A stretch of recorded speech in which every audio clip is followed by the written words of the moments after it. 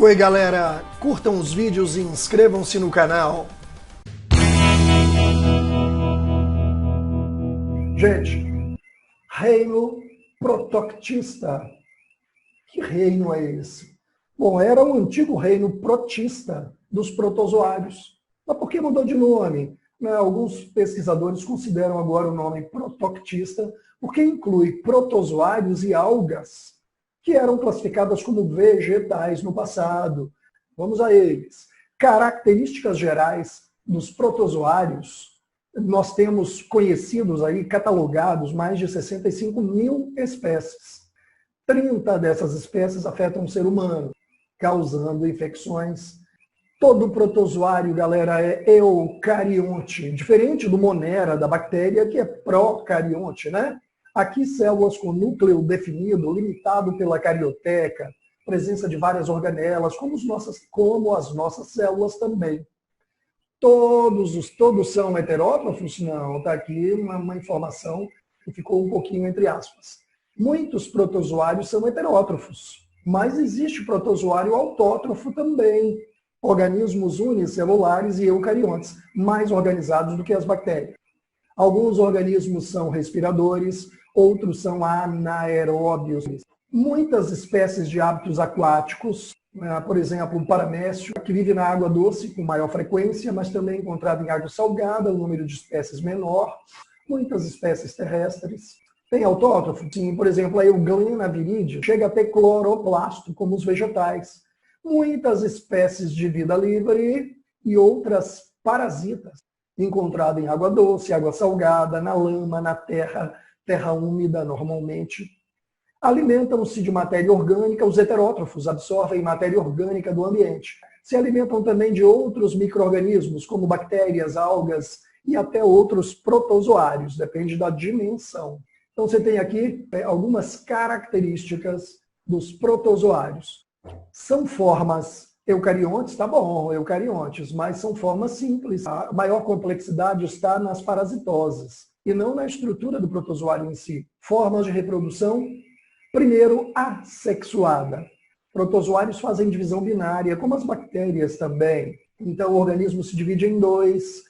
Está aqui uma ameba que faz uma mitose, duplica o núcleo, divide o citoplasma, citocinese centrípeta, de fora para dentro, estrangula a membrana, divide em duas. Eu tenho aqui duas amebas, mas também tem uma forma de divisão que não é encontrada, por exemplo, em bactéria, mas é encontrada em protozoário, que é a divisão múltipla. Uma célula com um núcleo. Este núcleo sofre duplicação, 2, 4, 8, vários núcleos, e o citoplasma se subdivide em várias partes. E uma célula adulta foi dividida em várias células jovens, merozoítos. Isso aqui acontece, galera, com o plasmódio da malária, dentro das hemácias, glóbulos vermelhos humanos. Quando o plasmódio penetra, na verdade, ele faz este tipo de ciclo assexuado de reprodução. Portanto, divisões múltiplas. Cada merozoíto invade uma nova hemácia e repete o ciclo. Primeira forma de reprodução, gente, assexuada. Mas protozoário também faz reprodução sexuada.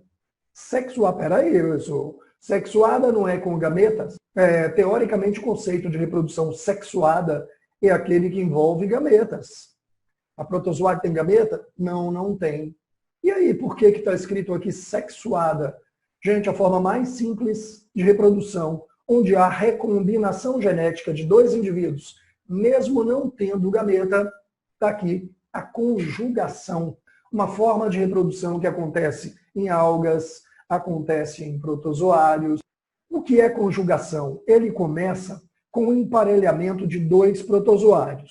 Um protozoário com genética diferente do outro, o núcleo azul e o vermelho representam núcleos com genéticas distintas. Então, dois protozoários se encontram, se emparelham, encostam o citóstomo. E aí, através do pareamento dos dois, os núcleos sofrem várias alterações. Meiose dos micronúcleos. Paramécio tem um núcleo grande e um pequeno. E aí, estes núcleos acabam se multiplicando. né, se dividindo. Está aqui meiose, o núcleo se divide em 4. Você tem aqui no próximo desenho alguns degenerando. Ó. Chega um momento deste processo em que o paramécio com o núcleo azul troca o micronúcleo com o outro do núcleo vermelho. Olha só, claro que as cores são no desenho, né?